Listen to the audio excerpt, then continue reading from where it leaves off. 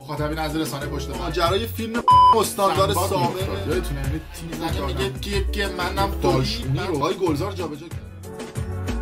درود به مخاطبین عزیز، بنده امین فردین به همراه تیمم بار دیگه با یک برنامه پشت پرده دیگه با شما هستیم. امیدوارم که هر کجا این کره خاکی که هستید و صدا و تصویر من رو می‌بینید و میشنوید حال دلتون خوب باشه. امروز قصد داریم که در برنامه پشت پرده افشا بکنیم پشت پرده های این چهره رستم قاسمی رو که یه چند تا عکس با در و داف‌ها در مالزی از ایشون لو رفت که امثال این سردارها که میان یقه‌هاشون رو میبندن تا خشتک بسم الله بسم الله و اینجا جای مهر و اینا، خلاصه ما کم نداریم توی ایران که مردم هم آنچنان دل خوشی ازشون ندارن، ولی خب بالاخره طبل رسواییشون به صدا در میاد و افشا میشن. که امروز هم میخوام راجع به رستم قاسمی بگیم که در دولت آقای رئیسی ایشون وزیر راه و شهرسازی هستن و در دولت آقای احمدی نژاد وزیر نفت بودن و تو دولت آقای احمدی نژاد اگه یادتون باشه گفتن یه سری دکل‌های نفتی دزدیده شد و یه مقداری از پولای نفت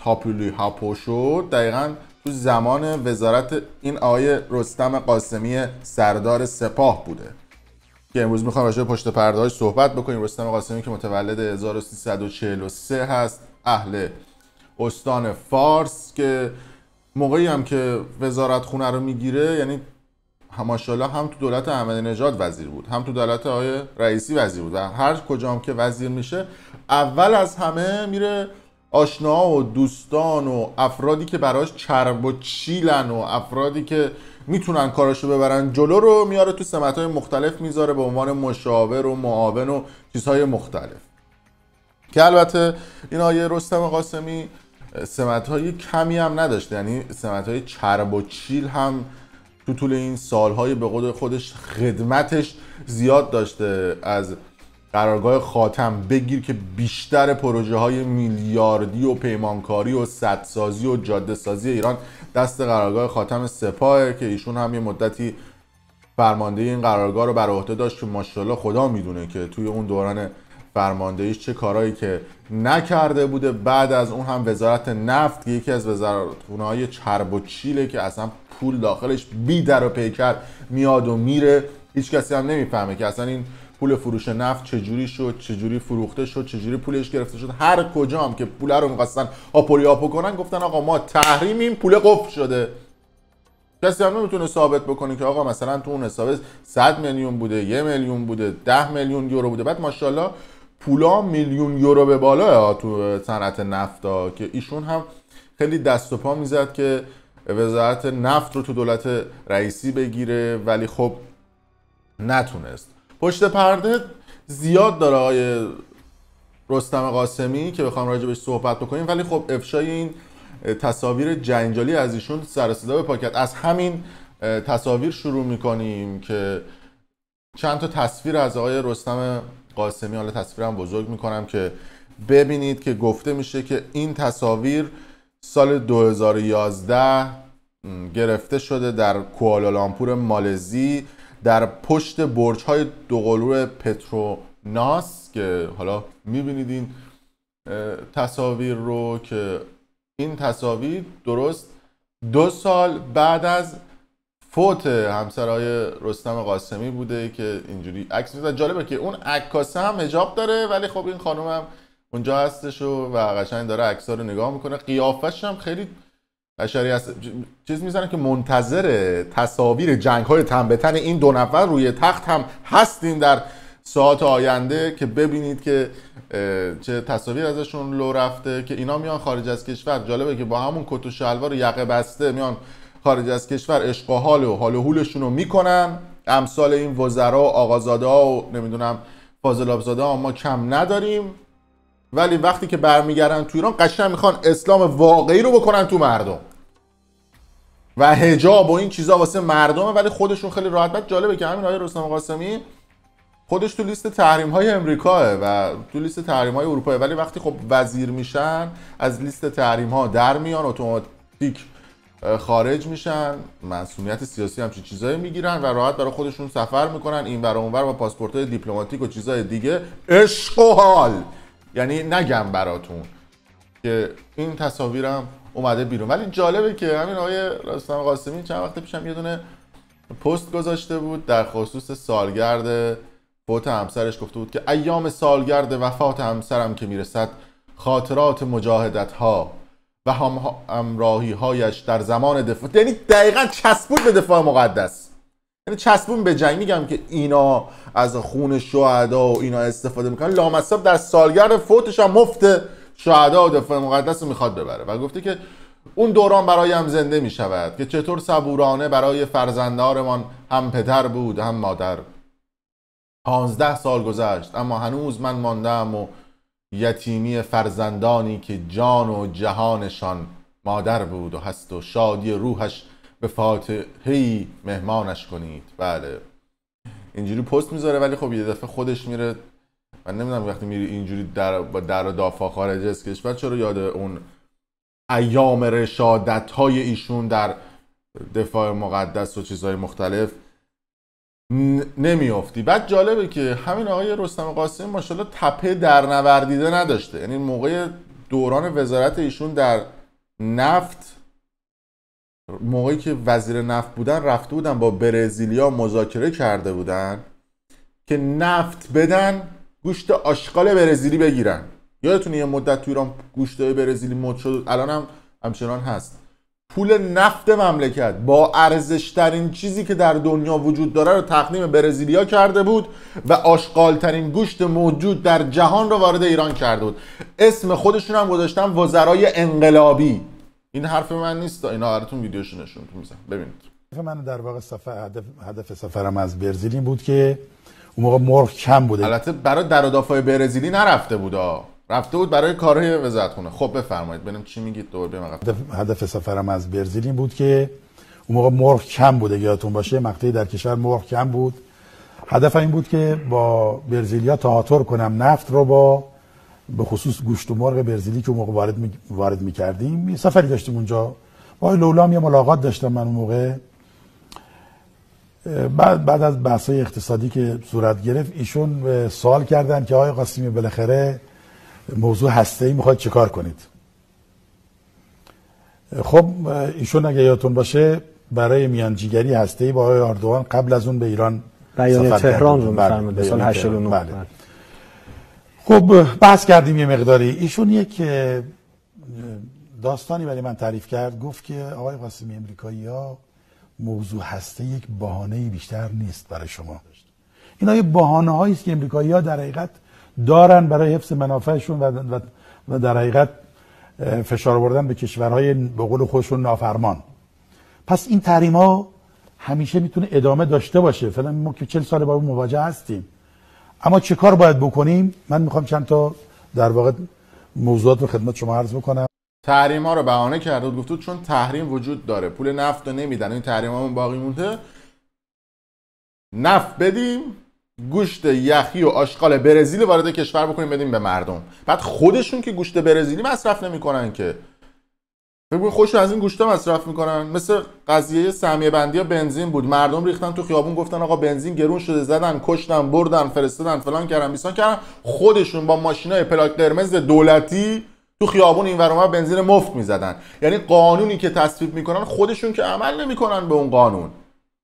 هر اتفاقی بیفته تحریم بشه مردم ضرر میبینن، سهمیه بندی بشه مردم ضرر میبینن. این اتفاق خودشون آقازاده ها و فاضلابزاده‌شونه که فرستادن خارج از کشور، پول مفت دولتی هم میگیرن باش اشغال میکنن. خب بقیه‌اشو بشنویم. در واقع خاطراتی که در سفرهایی که داشتم و خاطرات مالزی هم بگو. دنیا داشتم. موقع من مسئولیت ریاست اوپک رو به عهده داشتم. و پوزیشن ریاست اوپک معمولا پوزیشن خوبی بود، میتونستیم با خیلی از مقامات دنیا ملاقات بکنیم و در واقع یک دیپلماسی اقتصادی جهانی بود.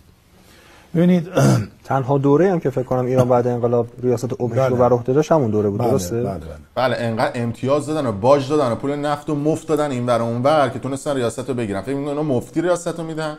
ببینید یه ملاقات داشتم با آقای سلطان قابوس. البته موقع بحث فروش گاز به عمان بود که ایشون به ما گفت بالاخره کی میخواد به ما گاز بده. بحثی کردیم. بعد ایشون باز موضوع هسته‌ای رو مطرح کردن. جمله‌ای رو ایشون گفتن که آقای قاسمی میدونه امریکایی‌ها از شما چی میخوان؟ گفتم چی میخوان امریکایی از ما؟ گفت امریکایی‌ها میگن ایران باید بشه یک دولت. ایران دولت نیست. پاکستان هم جمهوری اسلامی، ایران هم بشه یک دولتی بشه جمهوری اسلامی مثل پاکستان که من یعنی چرت و پرت میگم. بابا اون آمریکایی‌ها میدونن شما اشکولید، اون آمریکایی‌ها میدونن شما پول نفت رو میدید گوشت برزیلی آشغال میگیرید. میگم بابا بذارید شما باشید، شما چه خود توهم زدید که خیلی آدمای مثلا باهوشی هستین، خیلی مثلا آدمایی هستین که میفهمید. بابا اونا از شما شیشیت زدنتون دیگه میدونن که آقا مثلا بعد همین آقای رستم قاسمی اومد و بهش گفتن که بیا توی مجلس از خودت دفاع کن. ماشاءالله زیر وزارت هم که اینا اصلا نمیگیرن. قبل از اینکه بخواد بیاد تو دولت آقای رئیسی وزیر بشه، رفت برای انتخابات ریاست جمهوری ثبت نام کرد. گفت من میخوام بشم رئیس جمهور. نمیدونم من بهم میگن جنرال و نمیدونم فلان و بیسان به امان، که بقیه من گفتم بابا برو تو محبوبیت آنچنانی رأی هم نمیاری، 250 تا رأی میاری میری کنار. اومد ثبت نام کرد و کشید کنار. گفت من به نفع آقای رئیسی کشیدم کنار. به رئیسی هم گفت من به نفع تو میکشم کنار، شما یه وزارتخونه بعدش برای من بذار کنار. اونم گفت چه وزارتخونه؟ گفت وزارت نفت. من گفت دمت گرم. موقعی که میخواستم وزرا رو انتخاب بکنن، به آقای رستم قاسمی که قبلا سابقه وزارتخونه نفت داشت، وزارت راه پیشنهاد دادن و گفتن که به تو وزارت نفت رو نمیدیم.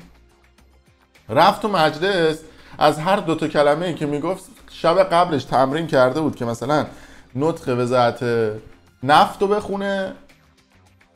روز دفاع بهش گفتن تو باید بری برای وزارت دفاع بکنی. نطقش و برنامه‌هاش برای وزارت نفت بود. رفت تو مجلس برای وزارت راه دفاع کرد. توی مجلس از نماینده‌های مجلس رأی اعتماد گرفت. ببینید اون مجلس چه طویله‌ایه که طرف اصلا یه چیز دیگه خونده بود، اینو از قبل انتخاب کرده بودن به عنوان وزیر. بعد شما انتظار دارید اون کشور پیشرفت بکنه؟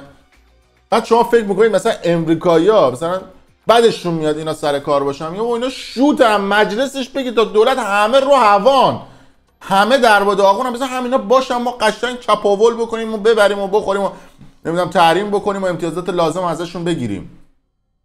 ببینید خودتون باورتون نمیشه شاید. ضمناً 10 دستور کار رو نوشتم که اولین روزم برای حضور در وزارت نفت با برنامه زمان وزارت نفت، اینجا نوشته وزارت راه و شهرسازی، وزارت نفت بندی به مسئولین وزارت ابلاغ خواهم کرد که این رو در واقع با یک زمانبندی مشخص اعلام کنم. اینا هم داد میزنن داداش ما بهت وزارت راه و شهرسازی رو دادیم دهن تو ببند دیگه، نون و قدرت و وزارت، همه دارن میخندن نگاه میکنن. اینا من مشخصا تصمیم بزرگ بگم، مشخص دیگه قبل مثلا وزیر انتخاب شده گفتم بیا اونجا یه حرفی هم بزن، خب بدین وزارتخونه رو بدین بری دهن تو ببندی دیگه. هی میگه وزارت نفت. ببینید از جمله ایجاد بانک زمین و موارد مختلف 10 فرمانی است که روز شنبه به وزارت نفت با برنامه زمانبندی ابلاغ. وزارت نفت. بعد همین نماینده‌های مجلس بهش رأی دادن، 100 خورده بهش رأی دادن، با اکثریت آرا و با بیشترین رأی رفت تو وزارتخونه نشست. همین آقای رستم قاسمی که تو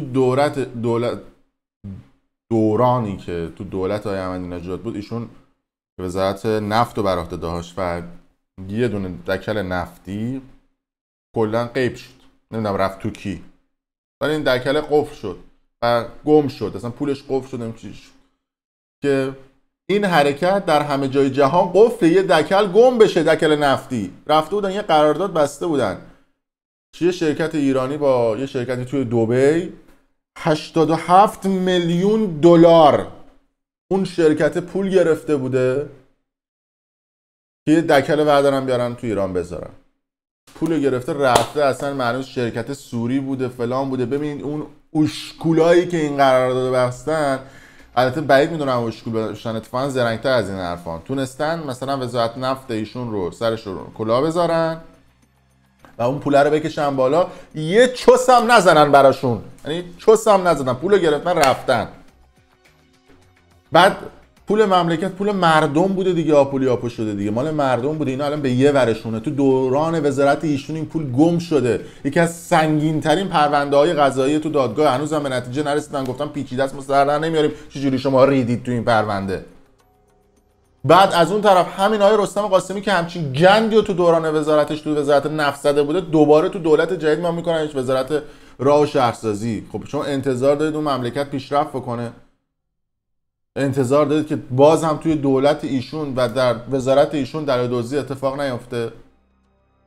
نتیجهش چی شد؟ نتیجهش ایشون شد که اومدن و آقای رئیسی گفتش که من آقای رستم قاسمی کردم وزیر راه و شهرسازی و ایشون موظف ظرف 1 سال 1 میلیون مسکن درست بکنه. 1 میلیون مسکن. از اون طرف 1 میلیون هم اشتغال باید ایجاد بکنیم که الان تقریبا 1 سال خورده از دولت آقای رئیسی میگذره، نه تنها 1 میلیون شغل ایجاد نشده بلکه 1 میلیون شغل هم از دست رفته در زمان فیلتر شدن شبکه‌های اجتماعی، چون خیلی آنلاین شاپ داشتن و پول زن و بچه‌شون از طریق این آنلاین شاپ و فضای مجازی دست می آوردن. هرچند فک و فامیلا و رفقای خودشون نمیدونم مثل اون انیسه کی بود، فک و فامیل خودشون رفتن شرکت زدن و فیلتر شکن تولید کردن.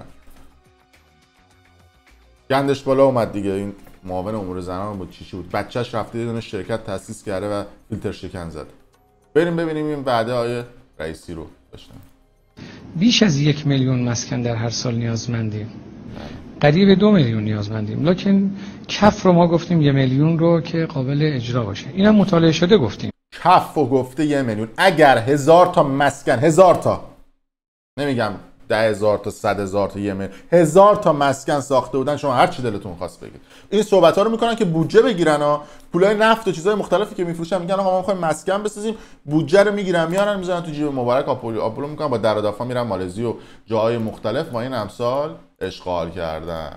بقیه‌اش در همین ابتدای کار اشتغال و مسکن که از مسائل مهم است، ما اعلام کردیم 1 میلیون اشتغال تاکیدم میکنم در هر سال و 1 میلیون مسکن رو در هر سال. این کاری است که با امکانات فعلی و با همین زمینه‌هایی که موجوده انشالله برای رفع دغدغه‌اش امکان پذیره. مسئله ساخت 1 میلیون مسکن در هر ساله که انشالله آقای وزیر محترم مسکن و شهرسازی آقای رستم قاسمی با حساسیت و با جدیت انشالله دنبال خواهند کرد که این وعده‌ای که داده شده در میدان عمل تحقق پیدا کنه. بله حتما تحقق پیدا میکنه این آیه رستم قاسمی، اون 1 میلیون شغل رو براتون ایجاد خواهد کرد. خب نتیجه چی میشه؟ آیه رستم قاسمی بلند میشه از مجلس رأی اعتماد میگیره و میره سکاندار وزارت راه و شهرسازی میشه. میاد و این چهره آقای قاسم مکارم شیرازی رو میکنه مشاور خودش و دست راست خودش. ایشون هم از همشهری‌ها هم ولایتی‌های رستم قاسمیه و همه کاره میکنه تمام انتصابات در وزارت راه و شهرسازی، جابجایی مهره ها، پروژه ها، همه اینها زیر نظر این آقای قاسم مکارم شیرازی انجام میشه. ایشون کیه؟ ایشون نوه برادر مکارم شیرازی معروفه که همه چی حرام کرد و اینا، سلطان شکر که توی قم ایشون یکی از مراجع تقلید هستن. ایشون نوه برادرش، خود دفتر آقای مکارم هم اومده بود و یه واکنششون داده بود و گفته بود که ایشون از تک و فامیلای برادر منن و من گردنش نمیگیرم، چون به اشتباه میگفتن که نوه مکارم شیرازی، در صورتی که نوه برادر ایشون بوده. و در زمانی که رستم قاسمی رفته بود و برای انتخابات ریاست جمهوری ثبت نام کرده بود، به رستم قاسمی وعده داده بود که اگر رد صلاحیت بشی من میرم قم با فک و فامیلای بابام و بقیه لابی میکنیم بین مراجع تقلید که شما رو بکنیم رئیس جمهور و بگیم که از شما حمایت بکنن. همین دلگرمی قاسم مکارم شیرازی باعث شد که رستم قاسمی باز هم بهش اعتماد بکنه. وقتی هم که رفت تو وزارت خونه شد معاون و مشاور و همه کاره رستم قاسمی که چند تا عزل و نصب هم اونجا انجام داد و با آدما رو بالا پایین کرد و جابجا کرد. بعد از اون نهادهای امنیتی زوم کردن روی این قاسم مکارم شیرازی و بهش گفتن که آقا بیا بریم چند تا پروژه بهت بدیم و اینا. هم بهش رشوه دادن. گند پروژه های پردیس، پروژه ساختمانسازی پردیس بالا میاد که ایشون رشوه گرفته بوده، بهش چند تا بیت کوین پول میدن و بعد از اون میگن بیا سر قرار که بقیه پولو بهت نقد بدیم به دلار. موقعی که این قاسم مکارم شیرازی اینوریه میره سر قرار، دستگاه اطلاعاتی امنیتی در حین دریافت رشوه که خودشون از قبل پلن ریخته بودن بازداشتش میکنن. رستم قاسمی خودش رو میزنه به مریضی و میره بیمارستان و میگه آی تا وقتی نمیدونم قاسمم نیاد من بر نمیگردم سر وزارتخونه و خلاصه دعوا و چیزای مختلف. ولی خب همچنان دستگاه امنیتی اطلاعاتی میگن که خودت هم برکنار میکنیم ها، بشین سر جات و یه همچین فک و فامی هم کیو برداشته بردی سر کار دل و دزد، خودت هم که دست کمی از این نداری. و بعد از اون این قاسم مکارم شیرازی رو ور میدارن و حالا بخوام عکس با کیفیت تکیش هم بهتون نشون بدم، این عکس ایشونه که با سن و سال کم رفته و توی وزارت راه و شهرسازی بر دست این رستم قاسمی و تا تونسته رانتو لابی کرده و رشوه گرفته. الان هم تحت بازجوییه و رستم قاسمی دیگه مجبور شد کنار بیاد دیگه. یه سری چیزا بهش نشون دادن که یه شبکه زمینخواری تو پردیس داشته که بعد از این که دستگیر میکنن قاسم مکارم شیرازی رو، بلافاصله رستم قاسمی مدیر کل ارشاد وزارت راه و شهرسازی رو برکنار میکنه که میگه ایشون زیرا به قاسمو زده بوده و براش پرونده سازی کرده بوده و جالبه که تو اون سیستم هم تا بوده همین بوده. کسی که فساد میکنه در امانه، کسی که فساد رو لو میده و یا فساد رو اطلاع رسانی میکنه یا میاد افشا میکنه اون افراد رو میشه مجرم. این شده سیستم مدیریت. حالا بعد از اون هم تصاویر رستم قاسمی هم اومد بیرون با در و دافاش که نشون میداد که همچین هم خودش آدم علیه السلامی نیست. در صورت این قسمت کوچیکی از پشت پرده رستم قاسمی بود و کارهایی که انجام داده بود ایشون. البته بخوام راجع بهشون صحبت بکنم و نمیدونم پروژه تو در توی که ایشون در زمان وزارتخونه نفتش داشت یا قبلش در قرارگاه خاتم و جای مختلف بخوام صحبت بکنیم، گند کثافتکاریش بیشتر از این بالا میاد. ولی خب این قسمت اول این ویدیو بود. در صورت مرسی که تا این لحظه ما بودید. اگر دوست داشتید ویدیو رو لایک کنید و برای دوستان خودتون به اشتراک بذارید. ممنون که تا این لحظه با ما همراه بودید.